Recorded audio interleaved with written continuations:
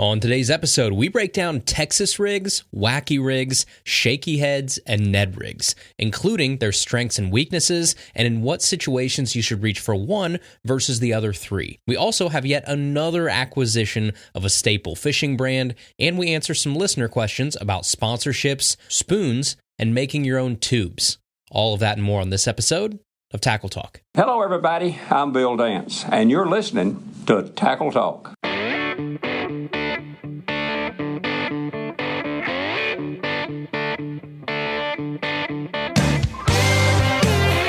Welcome to the Tackle Talk Podcast, brought to you by American Legacy Fishing and Outdoors. World-class fishing gear, unmatched personal service. Now, here's your host, Andrew Hayes.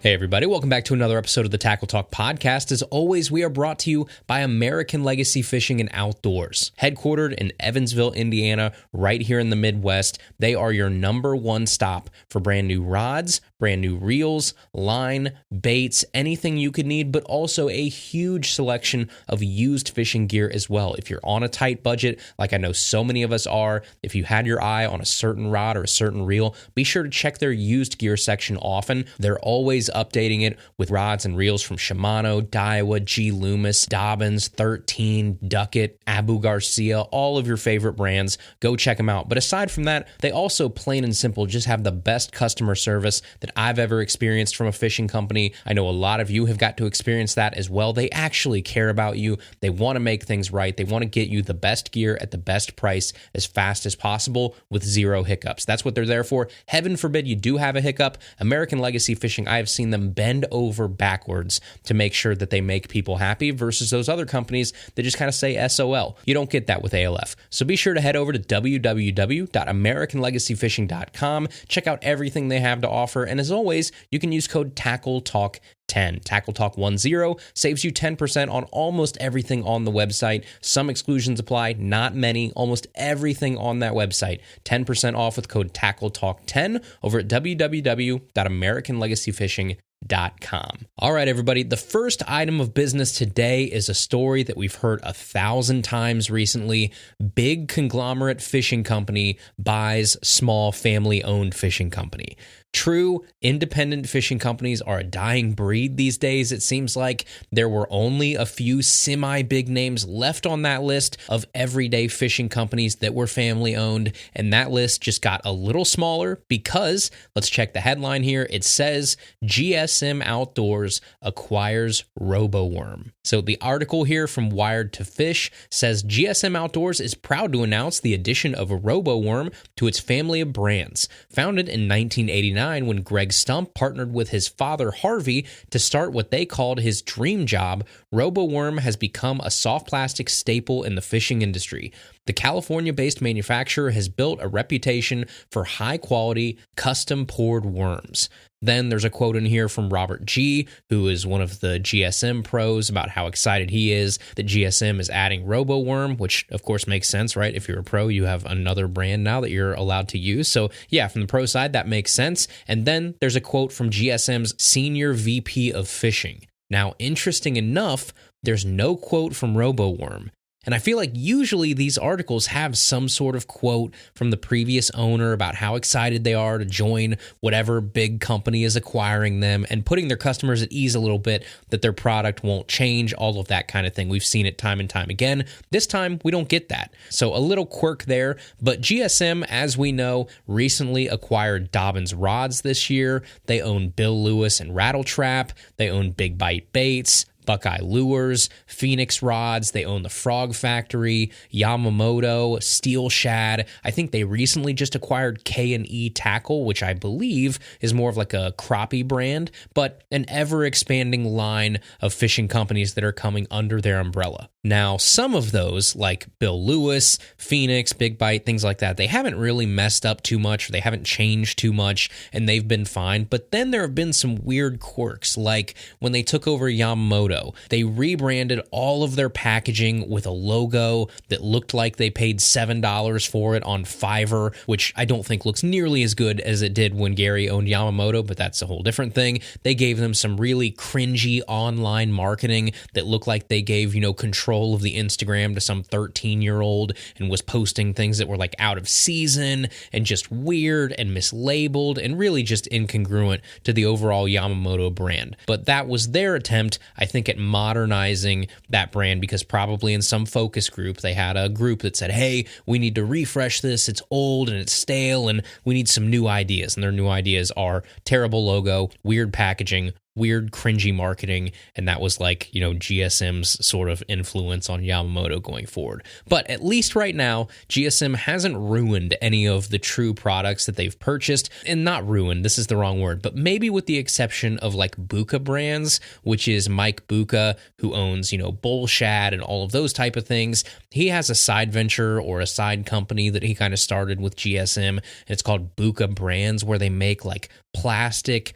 mass-produced versions of his actual nice resin handmade baits. So basically like a cheap plastic knockoff of themselves. That one always was a little odd to me. But with RoboWorm, I am a little worried because the magic of RoboWorm is their pour technology. Now, I don't think they're truly hand-poured. I think they have robotics at RoboWorm that utilize that special pour technique to give it what they call, in quotes here, robotic hand-poured baits. So a little oxymoron there, but that's what they claim. Robotic hand-poured baits. So anybody that you see out there over the next couple days, or the past couple days even, that's all worried about GSM doing away with the hand-poured baits, I could be wrong, but I don't think RoboWorm actually hand-pours their baits. If you do your research, I think it's like a special process that they developed that they called robotic hand-poured, but that's the way that they get those really unique, cool colors. They have really cool layering of those colors that almost nobody else in the fishing world can replicate. That's the magic of RoboWorm.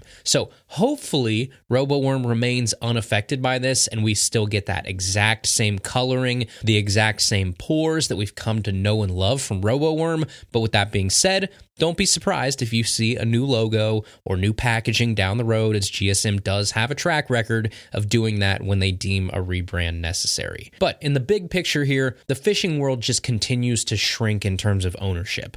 So you now have GSM, who owns Bill Lewis, Phoenix, Big Bite Baits, Buckeye Lures, The Frog Factory, Yamamoto, Steel Shad, now RoboWorm, and then you've got like other companies out there like Pure Fishing that owns Abu Garcia, Berkeley, Savage Gear, Spider Wire, Penn, Ugly Stick, Fenwick, Fluger, Plano, Fraybill, Johnson, Shakespeare, Stren. All of those are under the Pure Fishing ownership and umbrella. Then you have Rather Outdoors, who owns Lose, Strike King, Quantum, Zebco, and more under their umbrella. Then you have Rapala VMC, who's expanded the past couple years. Now they own Rapala, Okuma, 13 Fishing, VMC, Suffix, Strike Master, Storm, Terminator, Blue Fox, and more. And then you have someone like Pradco, who out there owns Rebel, Booyah, Bomber, Yum, Cotton Cordell, Bandit, Hedden, Smithwick, Arbogast, Norman, War Eagle, Bobby Garland, Gene LaRue, all kinds of stuff under that Pradco brand. So right there, I just named 47 of the biggest companies in fishing, and all 47 of those companies I just named are owned by 5 parent companies. So gone are the days where there's true competition between individual brands. Today, it's more like a competition between parent company versus parent company. And new offerings, new innovation, new product development, unfortunately, is starting to reflect that. All right, that's enough fishing industry talk. Now, let's move to what I promised you last week that we would be talking about on today's episode, and that's a full discussion on the nuances of 4 specific baits: the Texas rig, the Shaky head, the Ned rig, and the Wacky rig. And if you'll remember, this episode is happening basically because one of you wrote into the mailbag last week and basically asked, hey, when should I throw one of these versus the others? So instead of trying to condense that into a 1 to 2 minute answer for the mailbag, I thought this one deserved a little bit longer discussion. So that's what we're going to do here today. Arguably 4 of the most popular standard techniques for freshwater bass fishing when it comes to subsurface soft plastic approaches. We're going to talk about what makes each of these rigs unique, and most importantly, when to choose them.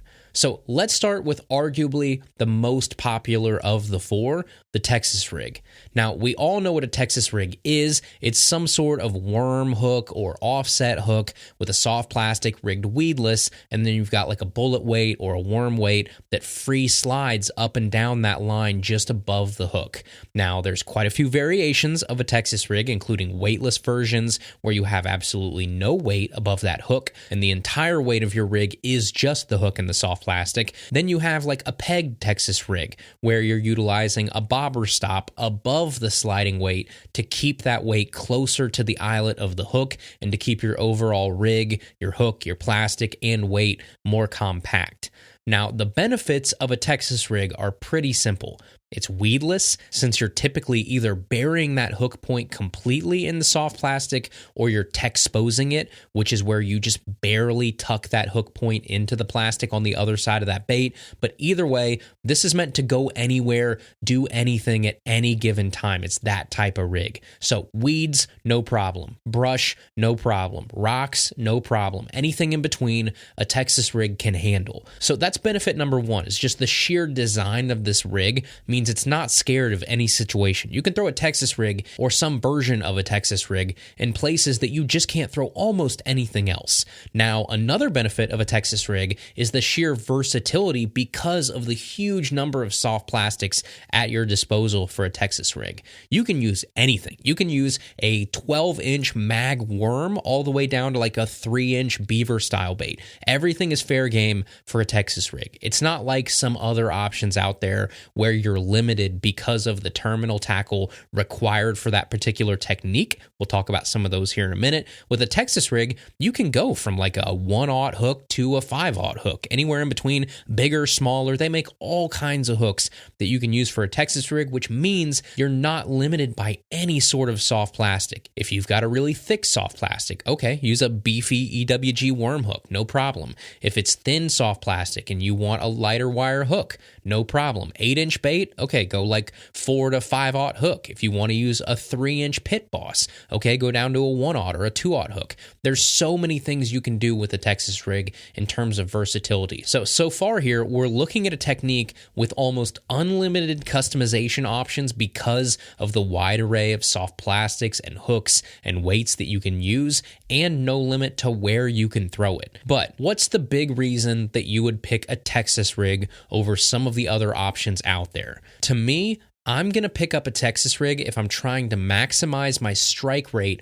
on the fall. What do I mean by that? Well, with a Texas rig, I think the most enticing action that I can get out of this technique is while that bait is falling back down. Now, that could be the initial fall, like when you actually first flip or pitch into a brush pile or something, but it could also be after you've given that bait a pop off the bottom and you're letting it fall for the second, the third, the fourth time too. It's not limited to the initial fall, but it's because of the way a Texas rig is built. The most unique part is that you have that free moving weight above the hook, because what happens is when you cast a Texas rig out with, say, like a 3/8 ounce bullet weight unpegged above a rage crawl on an EWG hook, then that bullet weight falls first. And since it's unhindered, since it's not pegged, it falls to the bottom of the lake faster than the actual rage crawl and the hook. So that bullet weight might be 2, 3, 4, 5 feet in front of your soft plastic because it's denser, because it's unrestricted. And then what ends up happening is that gives you a slower rate of fall with that rage crawl than if you had the weight attached directly to the hook or very close to the hook, like if you had it pegged. So you still get down to your desired depth, but your weight gets down there first, separated from your actual bait, and then slowly drags your actual soft plastic and your hook down behind it at a slower rate. That's the magic of a Texas rig, that slower fall with the bullet weight leading the way down the line. So you maximize your time and your action on the fall of that bait. Now, if you peg that Texas rig, you lose that magic a little bit, but you do keep your entire rig more compact, which helps you do things like punch through weeds better. So it's a little bit of a give and take, but at the end of the day, I'm leaning on a Texas rig when I'm trying to get bit on the fall. So that's the Texas rig. Now let's make our way over to the second technique on this list, a Wacky rig. And a Wacky rig is also a fairly customizable option due to the ever-expanding line of Wacky rig hooks that have hit the market over the past probably 5, 10, 15 years, and then what I would call hacks or modifications to improve your Wacky rig presentation. But at the end of the day, it's still just a hook in the middle of a worm. It's that simple. Take a Senko-style bait, put a circle hook or a Nico hook or a Wacky rig hook right through the middle of that worm, perpendicular to the bait, and that's a Wacky rig. So in recent years, there's been a big emphasis on adding some sort of reinforcement to the middle of your worm. That could be an O-ring, that could be a piece of shrink wrap, or maybe one of those fancy new VMC crossover things, but some sort of plastic to the middle of that worm to strengthen that worm and reduce the sheer number of baits that you're going to go through in a given day. Because as great as a Wacky rig is, if you don't reinforce that worm where you attach the hook, you're going to end up with a lot of ripped baits. So in recent years, you've got a lot more terminal tackle that's come out for you to choose from as well. When I was a kid, we just had like a circle hook that you would get at Walmart. That was the type of stuff we would use if we would make like a Wacky rig style bait. But now there's weedless Wacky rig hooks with wire keepers or the two little brush guard type things that come off. There's weighted Wacky rig hooks. There's larger shanked Wacky rig hooks. All of these, again, lead to better customization. So, big question again, when should you reach for a Wacky rig? Well, for me, a Wacky rig is the best bait out of these 4 on our list today for actually milking that like top to middle part of the water column. The other 3 baits on this list primarily are going to fall pretty quickly and then you work them on the bottom, where with a Wacky rig, this is a very, very, very slow falling, almost suspending bait, especially when thrown weightless. A weightless Wacky rig, depending on the brand of soft plastic you use, will sink so slowly that it almost appears to just suspend with like a subtle shimmy as it gracefully floats down. That's the magic of the Wacky rig. One of the slowest falls out of any soft plastic rig and a subtle, enticing back and forth wave or shimmy or wobble of that worm as it falls. So you get more time in the top to middle part of the water column and a look that no other rig can really produce. Even if you throw that same worm on a weightless Texas rig, your hook weight at one end of the worm is going to affect that soft plastic. You're not going to get that same flutter that you would with a true Wacky rig. Now, the other huge advantage of a Wacky rig is its ability to be skipped. And I can personally skip a Wacky rig probably better than any other bait that I own. It's pretty close, and it's probably twofold. One, because of the flat nature and weightless aspect of a Wacky rig,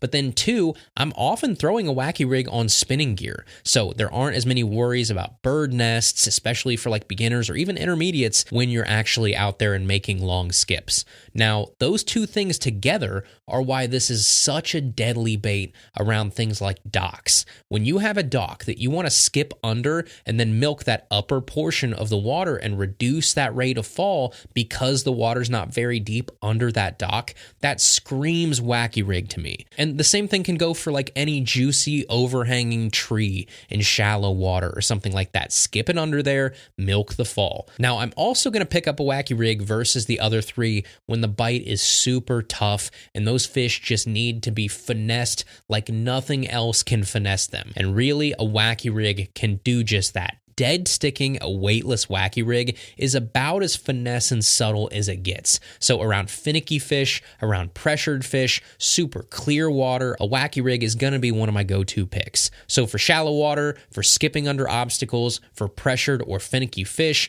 for the slowest fall rate in town, reach for a Wacky rig. So that brings us to our 3rd bait on this list, the Shaky head. Now, a Shaky head is basically going to be a worm hook with an affixed weight at the head. So like a Texas rig, except the weight is part of your hook. It's not a free swinging weight or something you can peg or unpeg. The weight is attached to the top of the hook. And oftentimes Shaky heads will use like a screw lock keeper, which I'm a big fan of, but they don't have to. Not all Shaky head hooks have a screw lock keeper. And then you're often going to find that the hook point that comes out the other side of your soft plastic will be exposed a little bit, even if it's just barely, unless, again, you like Texpose it or do something like that. But usually, if you try to weedlessly rig a soft plastic on a traditional shaky head, your worm is not going to sit as straight as it would on like a regular worm straight shank hook or an EWG worm hook, where that hook point is so in line with that little bend right below the line tie, and it keeps that bait nice and clean and straight while it's weedless. A lot of times that hook point on a shaky head hook is going to be a little bit off in the direction, and it's going to want to poke out your soft plastic a little bit more. Now again, that's not to say that you can't tuck that hook point. It's probably just not going to be as straight and as clean looking as it would with a regular Texas rig. But either way, a shaky head is going to give you that weight concentrated at the top of your soft plastic all the time, which means it's going to fall pretty straight. It's going to fall a little bit quicker than the same weight on a Texas rig when it's unpegged, and it's going to get to the bottom where you're going to do your real damage with a shaky head. With a shaky head, I'm not as focused on the drop as I am on the action it has while it's on the bottom. So shaky heads for me are much more for open water or around rock, I would say. I'm staying clear of weeds a lot of times with a shaky head, and I'm focusing on areas where I have clear room on the bottom to work that bait how I want. Now, obviously, with a shaky head, you can shake it on the bottom. You can also hop it. You can drag it, you can pop it, you can dead stick it, but my favorite thing to do probably is that gentle little wiggle or shake, because that weight being right there at the top of that hook helps that bait stand up a lot better. So especially with a worm, when you wiggle or you give that bait the slightest movement of that head, the tail just dances and flutters right behind it. Or if you use something like a craw or a creature bait, it will help that bait stand up and give it more of like a defensive posture. Again, as you wiggle that bait, your claw or your appendages are going to wiggle a little bit behind it too. So that's when I'm pulling out a shaky head for true enticing action on the bottom. All right, everybody, we'll get back to the episode in just a second, but first we are brought to you in part by Dakota Lithium Batteries. And by now, you've heard me say it 1,000 times. I'm going to say it 1,001 times. There's only one battery brand I trust out there on the water these days, and it's Dakota Lithium. I have never, ever had a Dakota Lithium fail me out on the water. And I have put these batteries through more than these batteries probably should be put through. I'm sure the guys over at Dakota Lithium probably don't want me telling you that you can throw these off of truck beds and they get, dunked in water and all kinds of stuff. But trust me, everything that I can do to these batteries has been done at one point or another. They're in the back of my kayak. They're exposed to the elements. They get mud on them. They get dirt on them. It doesn't matter. These suckers take every single bit of abuse I can throw at them, and they take it in stride. And that's what I love about Dakota Lithium batteries. Twice the power, half the weight, charge up to 5 times faster, last up to 4 times longer, US-based customer support, and an 11-year warranty standard. All of that, and I can save you money on your next battery purchase by using code TACKLETALK5 over at www.dakotalithium.com. Again, code TACKLETALK, the number 5 at dakotalithium.com saves you 5% off your next battery purchase and lets them know we sent you their way. All of that and more over at www.dakotalithium.com, the official lithium battery of Bassmaster.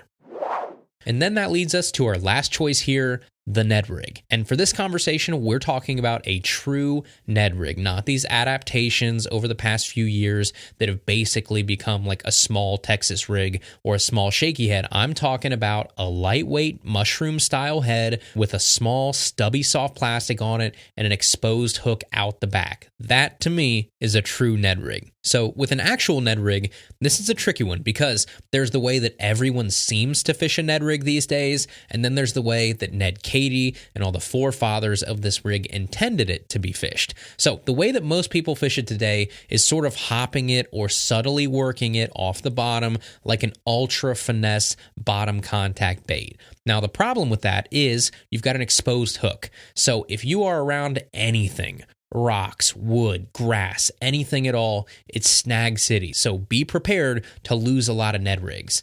But if you're around a hard bottom with very few snags, it's a great option. The Ned rig is also one of the best bed fishing baits out there, or baits for catching any of those subtle bites, because the fish practically hooks themselves with that exposed light wire hook. Those light wire Ned heads, like the Z-Man Shroom's head, for all of their faults, they are very light wire hooks, and it takes very little pressure to actually penetrate that fish's mouth. So the lighter the hook, the easier the penetration. Extreme example here, but take for instance like the pressure it takes to puncture your skin with a hypodermic needle with a shot at the doctor's office versus just like a regular sharpened pencil. The needle goes through your skin so much easier because it's sharper and smaller in diameter. The same thing with those light wire hooks. They just take less effort to puncture that skin. So this has, at the end of the day, become, again, a bottom contact bait. Now, this technique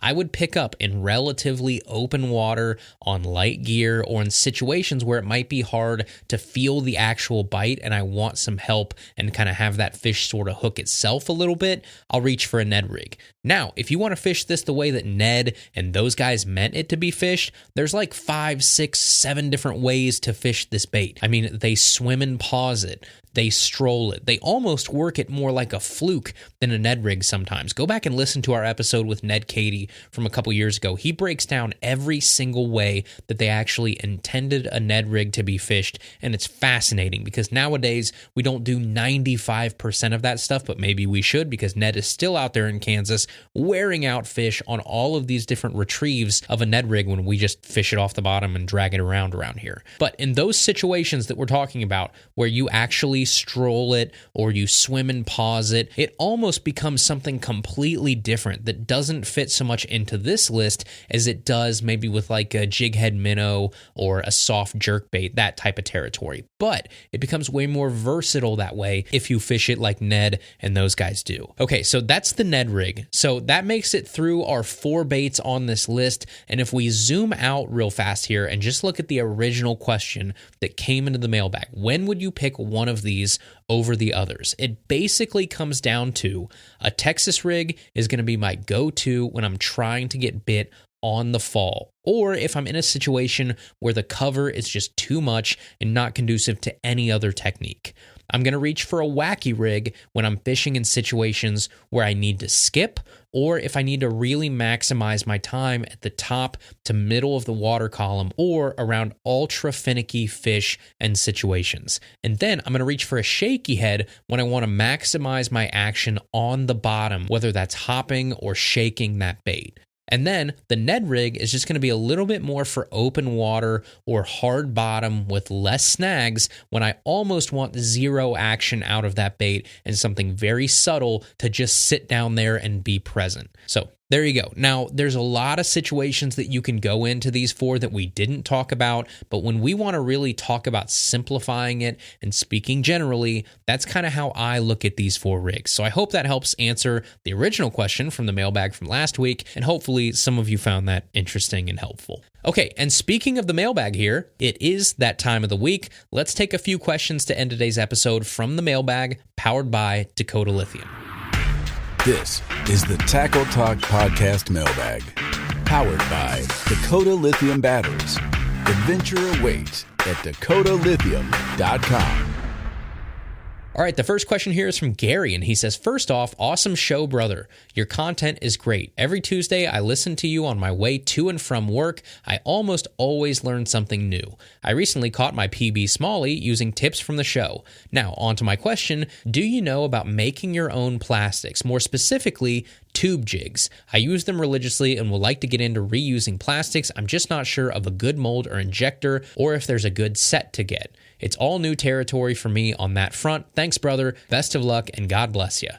Hey, Gary, appreciate it, man. Yeah, making your own soft plastics is actually a pretty easy process. Now, making them to the quality that the big boys do and the color schemes and all of that, yeah, that's a little tougher. But just to make a basic soft plastic from either recycled baits or from new plastisol is not that bad. Now, if you're just making them for yourself, I think it's personally easier and more cost-effective to just use your old ripped up or unwanted soft plastics to remelt and make into new soft plastics. It sounds like that's what you want to do do based on your question. I agree. It's thrifty. It keeps those plastics from ending up in a landfill or littered out somewhere. And it's a cool feeling just catching a fish on your own recycled baits. Now, I know we've talked about the process before, so I'll spare you guys that whole thing again. But basically, all you need is a microwave, a bowl, a little injector, and a mold. Now, whether or not you need an injector is determined by the mold you buy. So that's where I would start. Find the mold you want, the bait you want, and then you'll know whether or not you need an injector or you just need to pour and go. Now, tubes are interesting because I've actually never poured tubes before. So I would assume, and I don't know if this is true, someone that makes baits can probably correct me on this or confirm it if I'm right, but I don't know. But I would think that you pour the entire tube and there are no legs on that tube. It's just one solid piece, and then you probably have to cut the bottom and cut that little skirt or those legs around the entire bottom of the tube. I could be wrong. I'm going to guess you do have to cut it, though. I'll have to look that up after this because I actually don't know. But I have a hard time believing those tiny little legs or the skirt around the tube are individual pieces of that mold and of that pour. The lines always look super crispy and look like they were cut, so I'm assuming you have to do that, but I don't know. You guys tell me. But yeah, man, definitely look into making your own tubes. Let me know how it goes. It is a very cool feeling catching fish on baits you make yourself. All right, the next question here is from Travis, and he says, "Hey, Andrew, this is a random question not really pertaining to fishing. I'm a longtime listener and have definitely grown as an angler thanks to you. I've heard you mention sponsors on the show before, ALF, Dakota Lithium, and most recently, Mossy Oak. How do these sponsors help with your show? I'm looking forward to the Texas rig episode you mentioned last week in the mailbag. A Texas rig is my top 3 confidence techniques. Thanks, and cheers to another 5 years, Travis." Hey, Travis, that is a good question. How do our sponsors help the show? Okay, I'll start with this. Like I've told you guys a billion times, I am an open book. So we've been lucky enough over the past couple years to have some amazing partners here on Tackle Talk. And I'm not kidding when I say that they make this entire show possible. I really mean that every time I say that for any one of these sponsors. But you guys know, we don't talk about or do reviews about gear from sponsorships or because of freebies we were given from random companies, or let people pay, to come on for an episode and basically do an infomercial for their products like a lot of shows do these days. We turn all that stuff down, which means I have to buy all of the stuff that I use on the water and we talk about on the show. Every single one of my kayaks that I've had over the years, 4 or 5 kayaks now, I've bought at the store. My electronics that I've had at any given time, I've bought them all with my own money from the store. My rods and reels that I have, I buy them. My baits, I buy them, because that way I don't feel like I owe anybody to talk about their product on the show, and we can avoid all of that explicit or implicit bias that unfortunately is everywhere in fishing nowadays. So for me, yeah, it sucks. My wallet hurts, and I look at my bank statement and I'm like, why did I spend all this money on fishing gear? But at the end of the day, I think it helps protect the integrity of not just myself, but the show in general, because when I buy fishing gear, I feel like I'm not only buying that rod or that reel or that bait, I'm also buying the freedom to talk about it and say whatever I want. I'm not getting an email from some PR company telling me what I need to talk about. I'm not getting an email from some company saying, hey, this is the bait that we're trying to push this month, talk about it. I don't have to do any of that. And that's part of the cost when you do or don't buy your own stuff. Now, the hard part is that costs money. So yes, that's a part of it with sponsorships for sure. It helps us do that. But the bigger picture, and some of you might not realize this, it costs a lot of money to produce this show and keep it going. I have a lot of expenses to keep this show on the air. For instance, every podcast on Apple or Spotify or anywhere you listen to podcasts has to use what they call a hosting service. Basically, it's an intermediary company where you upload the raw audio from your episode that you create. So like for me, I'm recording this episode right now locally on my computer. I will edit it and then I will export what is like the final MP3 of today's episode. Then you have to upload that audio to one of these services, and they create what's called an RSS feed, which is a feed that can basically simulcast your library of episodes to multiple sources. Then that RSS feed is what Apple and Spotify and iHeartRadio and Amazon and all those streaming services use to pull your show to those platforms and make sure that it stays updated at all times. So when I put an episode out, boom, it goes to, 50 different streaming services because of this RSS feed. Without that RSS feed, you have no podcast. You just have audio files on your computer hard drive. So those services that distribute your audio via that RSS feed to the podcast websites,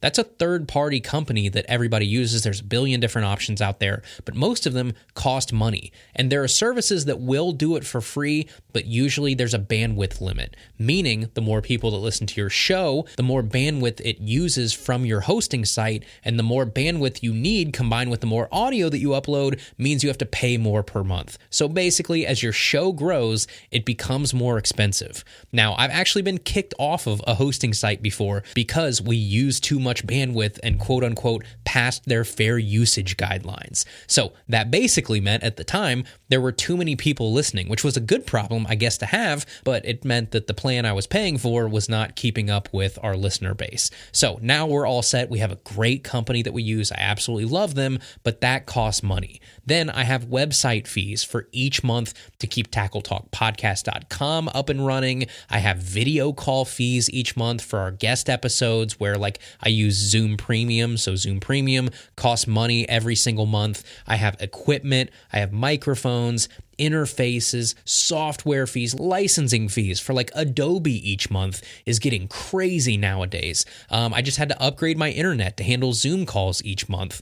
Travel to iCast and Bassmaster Classics and Expos. All of that is on my own dime. So it just adds up. So I've got thousands and thousands of dollars of expenses each year just to keep this show up and running. So that means we need great partners to help make it possible. And people like American Legacy Fishing, they do that. Dakota Lithium and Mossy Oak too. That's the biggest way that they help the show. They all have great products. They have great services. I've vetted all of our past and present sponsors, and they're companies that I think you should know about and support because I love them, and I knew that you guys would love them too. And at the end of the day, they believe in us enough to help financially support us and keep this show going. So I know that was long-winded, but that is a few of the ways that they help keep Tackle Talk available each and every week. Again, a giant shout out to anybody that we currently work with, anybody that we've worked with in the past, but right now, American Legacy Fishing, Dakota Lithium, Mossy Oak. Right now, you would not be able to listen to Tackle Talk, and I wouldn't be able to keep up with the expenses of Tackle Talk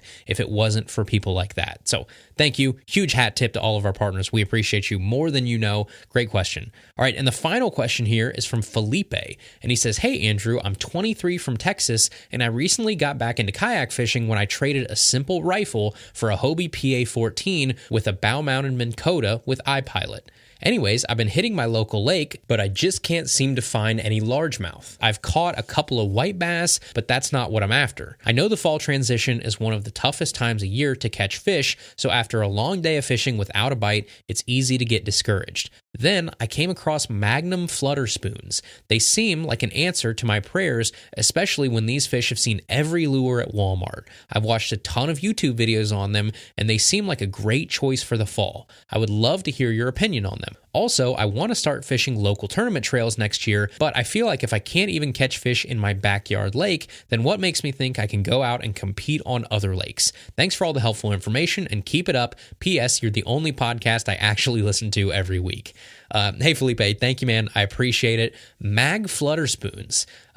Spoons definitely fall into that category of baits that definitely work and are proven fish catchers, but for some reason just don't get the love that they should get. Now, the one thing I will say here, and please forgive me, for I am about to mention the F word, if you have forward-facing sonar, a mag spoon is awesome. Just go look videos up after this on YouTube of guys using spoons with their live scope, and you'll see exactly what I mean. Obviously, it shows up very well on live scope because it's a giant piece of metal, but for deep fishing, like over submerged brush piles, and just working that spoon and ripping it over those piles and watching fish just shoot out of those brush piles is incredible. But even without a graph, you're right. There's no reason why a big spoon wouldn't be a great choice in the fall. It's a giant silver flashing piece of metal that looks like a shad, especially deep. And you have the water displacement and the flash to be really effective, even in deep stained water. So great question there. Second part of your question though, you said you want to start fishing tournaments, but you're having trouble even on your backyard lake. So why should you try tournament fishing? Man, I hate to say this, but maybe your backyard lake just sucks. That's a strong possibility, right? Just because you suck it up on some random lake in your area doesn't mean that you wouldn't do well if you went to other fisheries that are way better and way healthier. Also, there's something to be said for just seeing new water with a fresh set of eyes. When you go to a new body of water and you have no preconceived notions about what works, what doesn't, what areas to target first, which ones to avoid, you just have a blank slate, and that's a really powerful thing in fishing. Not working from past successes or failures and just starting fresh is such a good feeling sometimes, and it sounds like you just might need that. So yes, get out there, try some tournaments if that's something that you have an interest in. Okay, everybody, that is today's episode. Thank you guys so much for listening. I appreciate each and every one of you. As always, you can find us on tackletalkpodcast.com. There, you can submit your own mailbag question, shoot us an email, tackletalkpodcast@gmail.com. Find us on Instagram and Facebook at Tackle Talk Podcast, and we'll see you right back here next Tuesday for another brand new episode of Tackle Talk.